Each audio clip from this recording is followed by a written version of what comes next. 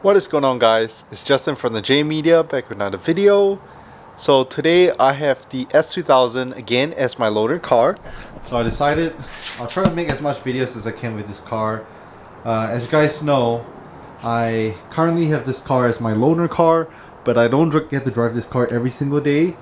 Reason being, my Civic Si, I bought that from my boss slightly over a year back, but we have some title transfer stuff that needs to be taken care of. Also needs to get the registration done, so it feels like it's not safe for me to drive it around because technically it's not transferred and not registered yet. So yeah, anyways, he's been letting me loaner cars. Besides the S2000, I get to drive cars like Nissan Altima. Sometimes I drive old school Toyota Tacoma. So yeah, my I guess you can say daily changes on a weekly basis, on a daily basis really. So yeah, it's been about a week since I've driven the S2000. It's nice to be driving this thing again. Like I said, you guys already know I'm on the hunt for one myself. And my boss actually did give me an offer. At first he said he wasn't ready to sell it, but then he gave me a price and asked if I wanted to buy this off him. What do you guys think? If you guys have been watching my videos, you would know that S2000s are one of my affordable dream cars, and that's the next project build I want to do. I did make a video talking about exactly what I want out of the S2000. Like, I'm pretty picky, I know, but I'm looking for a 2006 and up S2000, and then I want one in new Formula Red color, preferably under 100,000 miles and certain budget. So yes, there's quite a few requirements that I have. This one doesn't quite fit in that category. Silver is my least favorite color of the S2000s. I think it's too common.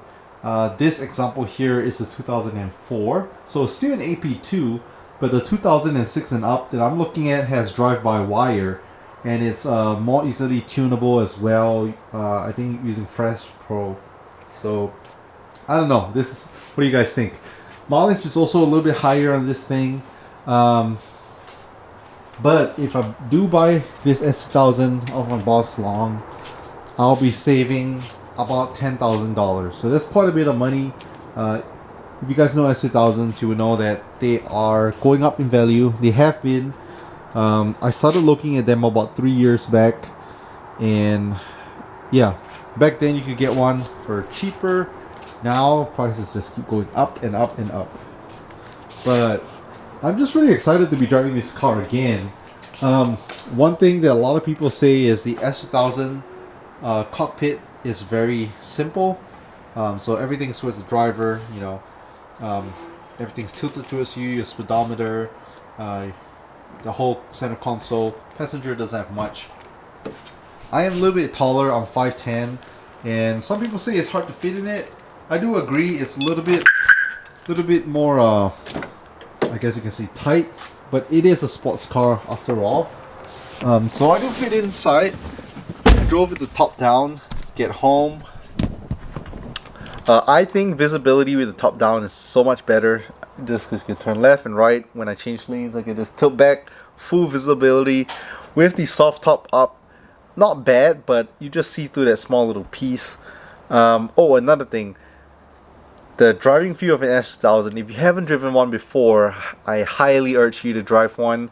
It is a true driver's car. It's crazy, but I've known a lot of people who have faster cars, newer cars, but they still come back to an S2000.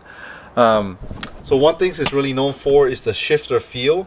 So this is stock shifter, but it's super short throw. So yeah, super duper short throws. And it's really nice and notchy from the factory. So I don't think you really need a short throw shifter because it's short enough. Love the speedometer gauge as well. Full LEDs. Super cool. Let me see if I can go ahead and stick the key in to show you guys. Yeah, I just think it's super ahead of its time. This design came out in 1999. You have your push to start, but you do have to insert a key and then you do a push to start. But yeah, this car is awesome. Every time I drive the S2000, every time I drive this S2000 or any S2000, it kind of reminds me why I really want one. I think they look great, they handle great, they drive great. They definitely don't make the most power out of the box. So out of the box is about what, 240 horsepower around there. But I think this car handles so well. Some other driver's car that I guess you could say relatively low horsepower in the same category could be stuff like your Mazda Miata or your Subaru BRZs. So all these are driver's cars, but even if you compare those two other cars to the S2000, I personally think the S2000 is a better platform. A while back, before I kind of zoom in on wanting an S2000, I was actually comparing the 350Z or 370Z versus the BRZs versus BRZ slash FRS versus the S2000. 350Zs has no contest at all. They have been dropping a lot in value, and among the few options I listed, they make the most power out of the factory, yes. But I don't know, there's something about an S2000 that is just so raw, and it's like gives you such a driver's feel to it. Like I say, if you haven't driven an S2000, it might be hard to relate. I know a lot of S2000 guys, whenever they do upgrade cars, they kind of move on to if they have more cash flow, they move on to another more expensive driver's car like the Porsche 911. Reason being, like I said, this is such a driver's car.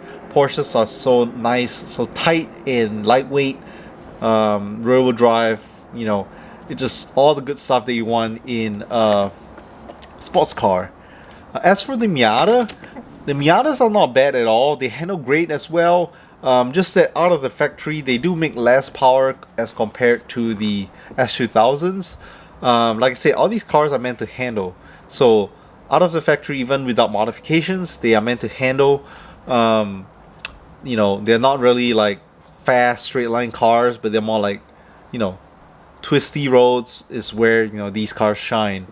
I don't know if I shared on video before, but the Mazda Miata, like my sister, that's one of her dream cars. She loved the NA Mazda Miata with the one with the flip-up lights because she thinks it's really cute. And if she does get one, hopefully we can feature that on the channel someday. My fiance, she is also looking for a two-door car. She loves the convertibles, and I told her like, hey, look for a Japanese one. So I also suggested the Mazda Miata to her, but the newer generation, so the ND. That's the 2016 and up generation. So we'll see. She's always had a thing for two-door cars.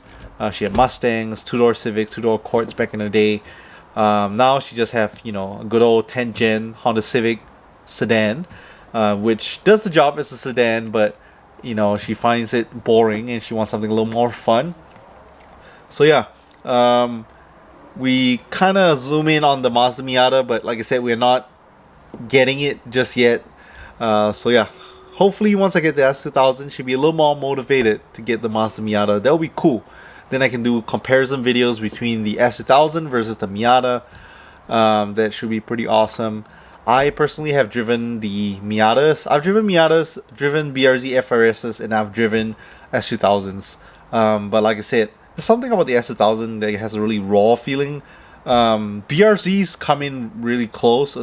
I would have to say the BRZ is more like, you get more torque. Versus the S2000s, they are a little more dramatic. Old school Honda engines, you have to rev it out. Once you hit VTEC, that's when you feel the power, feel the punch. And there's something about the high red lines as well. In the AP ones, they do have a higher 9,000 RPM. In the AP2s, like this one, is a little bit lower. I think it's 8,200 RPM. So, like I said, another reason why I wanted the 06 S2000 is because usually I think VTEC hits around what, 5 or 6 grand, and you have this small power band to redline from 5,000 or 6,000 RPM up to 8,000. That's real short power band. But with the 06 and up, you can tune it where my friend Anna, I think she has that. You can hit VTEC lower, so you can have your VTEC engaged at like 3,500 RPM, so you have a big power band to hit VTEC. So that should be pretty fun. And this particular example of the S2000 has the black and red interior. It is a pretty hard to find interior. So as you can see, the door cards red, black, seats are red. This has been upholstered. Actually, these I think were in black, but my boss got them redone. Floor carpets in red and black. So yeah, pretty sweet. They also do come in like the blue color, which is my least favorite interior, and then the all black, which if I do get a new Formula Red one, interior is going to be all black. If I ever want to switch out, I can switch out the door cards to the black and red. I think that might look pretty cool. To spice up the interior in the future, I'll probably get some red seats. I really want some Recaros, but like I said, all that will be down the line. I've already stocked up, parts for my build, so I'm pretty excited. It's just finding the right car right now. I already have my Voltex carbon fiber wing up there in that box, as well as an ARC intake. I do have a steering wheel. I do have extra steering wheels as well. I have a Vertex steering wheel that I had on my Mitsubishi Lancer, so I might put that on the S2000. I don't know yet. Once you start modifying a car, they just keep coming and coming. I already have a full vision of how I want my S2000 built, how I want it to look, how I want it to drive, how I want it to sound. Like I say, stay tuned because I'm really excited. I know some of you guys are fans of the S2000. Whenever I put out a few S2000 videos, I know a lot of you guys were commenting on it as well. My buddy Dakota also recently picked up an S2000. He has an AP1 S2000 in yellow, so that's super awesome. Yeah, hopefully we can do comparison videos between the AP1 and AP2 as well. That should be pretty cool. So again, if you guys stay to the end, don't forget to leave a thumbs up. Subscribe if you're new to the channel. If you want to know when new videos are out, hit the notification bell. Thank you so much for watching, and I'll catch you guys in the next one.